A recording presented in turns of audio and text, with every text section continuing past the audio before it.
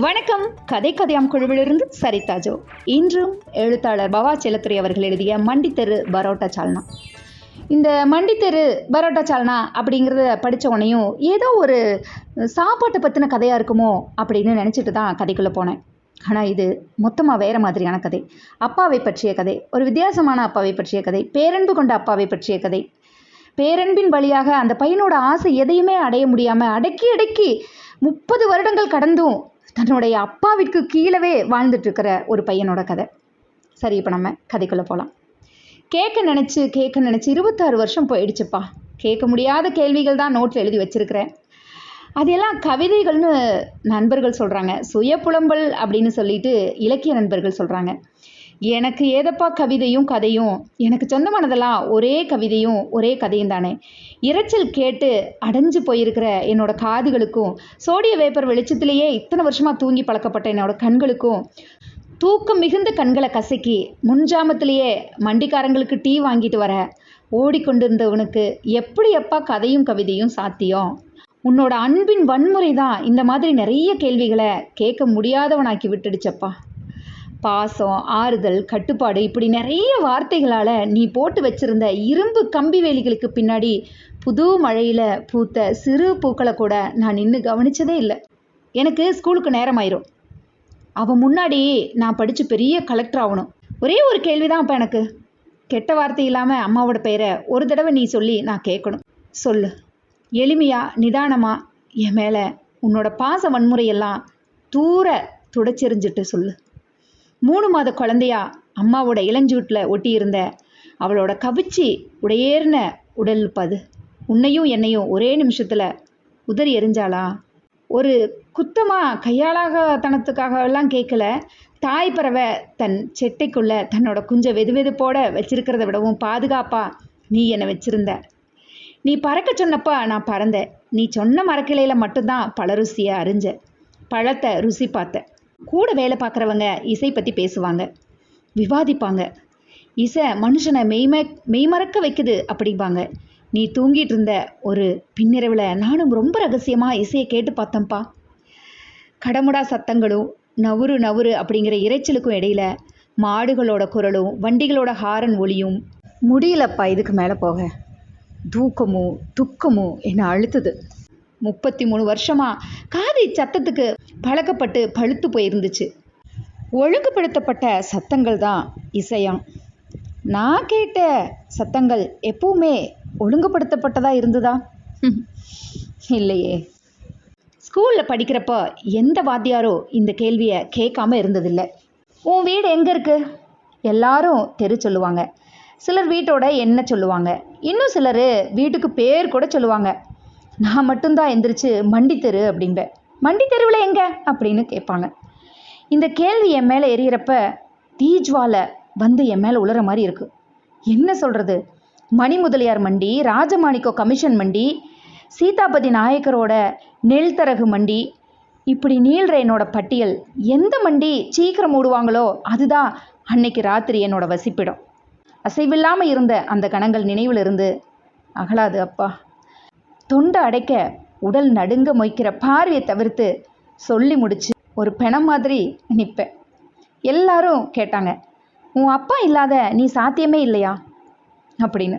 Sodium vapour விளக்கு வெளிச்சம் விழற மண்டிகளோட வராண்டாக்கல்ல நான் படித்து முடிக்கிற வரை என்னைக்கு நீ தூங்கியிருக்க? என்னோட விழிப்புக்கு பிறகு ஒரு நாளும் நீ எந்திரிச்சதில்லை. ஒரு வீட்டை பாதுகாக்கிற கூர்காவோட கூர்மையை விட நுட்பமானது உன்னோட விழிப்பு. வரம் வேண்டி ஒரு முனிவன் தவம் இருப்பார் இல்லையா, அந்த மாதிரி நீ எனக்காக காத்துக்கிட்டு இருந்த. குளிரிலையும் புழுக்கத்திலையும் நடத்தி கூட்டிகிட்டு போய் டீயும் எப்போவாவது பண்ணும் வாங்கி தந்து என்னோட விடுதல்களை உற்சாகப்படுத்தின கூட்டாளி நீ தானே அப்பா. இருட்டு பிரியறக்கு முன்னாடியே 1 மைலுக்கு அப்பால் இருக்கிற தாமரை குளத்துக்கு கூட்டிகிட்டு போய் குளிர்ந்த நீரில் என்னை முக்கி சோப்பு போட்டு உடம்பு கழுவி நூலில துண்டால் துவட்டி விடுறதெல்லாம் எந்த அப்பனும் செஞ்சுருக்க மாட்டாங்க தான். 10வது படிக்கிற வரைக்கும் கூட கால் சட்டையோடு நிற்க வச்சு குளிப்பாட்டி விடுவேன். ஒரு நாளும் அடுத்தபடியில் இறங்கி விடவோ நீந்த துடிச்ச என்னோட சிறகுகளையோ நீ கவனிச்சதே இல்லை. எனக்கு ஏதாவது ஒன்று ஆயிட்டா உனக்கு யார் இருக்காங்கப்பா? இதைத்தான் அப்பா அன்பின் வன்முறைன்னு நான் வார்த்தைப்படுத்தியிருக்கேன். முதல்ல நம்ம வீடு அப்படின்னு வாடகைக்கு வந்தது என்னோட ப்ரைவேட் ஸ்கூல் வாத்தியார் வேலைக்கு போனதுக்கப்புறம் தான். என்னோட அவஸ்தையோட உச்சம் 4 சுவர்களுக்கு இடையில ஒரு அறையில் படுக்கிறது தான். டியூப்லைட் போட்டு படுத்தா கூட தூக்கம் வர வந்துச்சு. சோடியம் வேஃபருக்கு பழகுன அந்த தூக்கம், அதை விட புது அனுபவம் கக்கூஸில் உட்காந்து வெளிக்கு இருப்பது தான்ப்பா.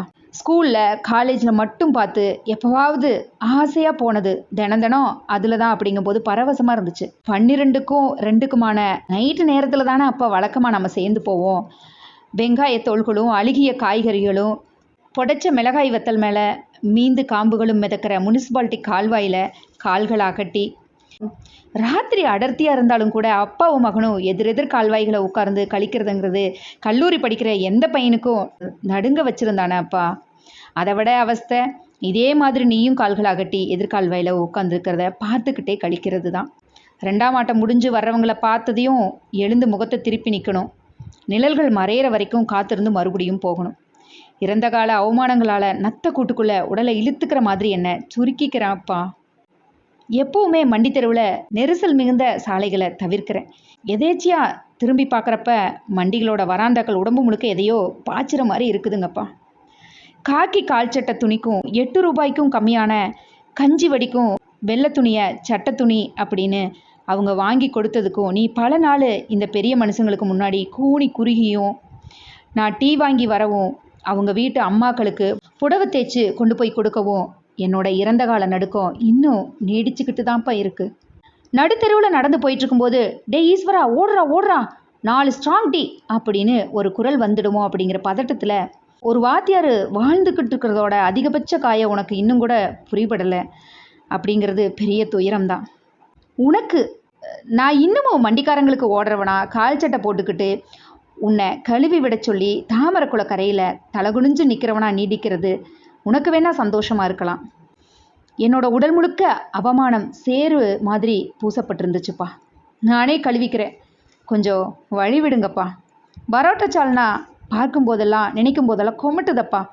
மீந்த காய்கறிகளும் அழுகிய தக்காளியும் நம்ம நிலைக்கு இதுதான் அப்படிங்கிற உன் நியாயமும் சேர்த்து குமைய வைக்குது. தர்மலிங்க நாயக்கர் வீட்டில் பௌர்ணமிக்கு இலை போட்டு பரிமாறின சுடுசொத்தை சாப்பிட முடியாமல் திணறி பிசைஞ்சுக்கிட்டே இருந்தனே, அது பரோட்டா சால்னாவை தாண்டி போயிட்டோம் அப்படிங்கிற ஆனந்தம் இல்லை. தின்னு தின்னு அப்படிங்கிற உன்னோட வார்த்தைகளுக்கு பதிலாக என்னோட கண்கள் இத்தனை காலம் கழித்து திரண்டிருந்ததே, அதுதான் அப்பா பதில். இதெல்லாம் சொல்ல என்ன வந்துச்சு எனக்கு இப்போ? இதுதானே நீ 3 மாத குழந்தைய அம்மாவோட பழம் புடவையால் சுற்றி கொண்டு வந்து மாறி மண்டிவாசலில் கிடத்திட்டு மூட்டையை தூக்கி சம்பாதிச்சு காப்பாற்றி இருக்காட்டா தெரியும் நான் எப்படி பொறுக்கியா மண்டி தெருவில் சுற்றி இருப்பேன்னு. ராத்திரி கண்முழிச்சு உனக்கு பசிக்கிறப்போ எனக்கு பசிச்சு உன் வைத்த கழுவின மிச்சத்தில் நானும் வாழ்ந்த வாழ்க்கையை குத்தம் சொல்கிறேன்னு நீ ஆத்திரப்படாத. இல்லை ஆத்திரப்படு. யாரை பார்த்தாலும் அவமானப்பட்டு உள்ளடங்கி பதுங்கி ஒரு மனுஷன் வாழ நேர்ந்த அவலத்தை உங்ககிட்ட பகிர்ந்து கொள்ளாமல், இல்லை உன்னோட வாக்குப்படியே உங்ககிட்ட மட்டும் பகிர்ந்து கொள்ளாமல் இருக்க முடியலைங்கப்பா. கடைசியாக ஒன்று மனசுக்குள்ளேயே தேக்கி வச்ச இந்த கேள்வி ஊத்துக்கண் மாதிரி கசிஞ்சு சில நேரம் பீச்சி அடித்து சில நேரம் வத்தி போய் அம்மா செத்தா போனா திரும்பும் பக்கமெல்லாம் புறப்பட்டுக்கிட்டு இருந்த இந்த கேள்வியால் நொறுங்கி சாவோட விளிம்பில் நிற்கிறப்பெல்லாம் ஒரு நிழல் கையை பிடிச்சு உச்சி மோந்து தலையை கோதி என்னோட துக்கங்களை உறிஞ்சிற துடிக்கிற கருணையும் காதலும் நிரம்பி ததும்புற கண்களால் மட்டுமே ஒவ்வொரு முறையும் தப்பிக்கிறேன்ப்பா. நான் மரத்திலிருந்து கழிச்சு போடப்பட்ட தனி கிளையா மண்டித்தெரு மூலையில் யாரோ ஒரு மூட்டையை தூக்குற குடிகாரனோட சதா சண்டையோடும் சச்சரவோடும் காலந்தள்ளுற அவளோட கண்களுக்கு ஒரு உயிரை காப்பாற்றி பொத்தி வச்சிருக்கிற வல்லமையும் ஜீவனும் எப்படி அப்பா சாத்தியம்? ஒத்துக்கிறேன் அப்பா, அவளுக்கு உனக்கும் எந்த சம்மந்தமுமே இல்லை. எனக்கு இதோட கதையை முடிச்சிருக்காரு. திரும்பவும் அடுத்த கதையோடு வருகிறேன். நன்றி.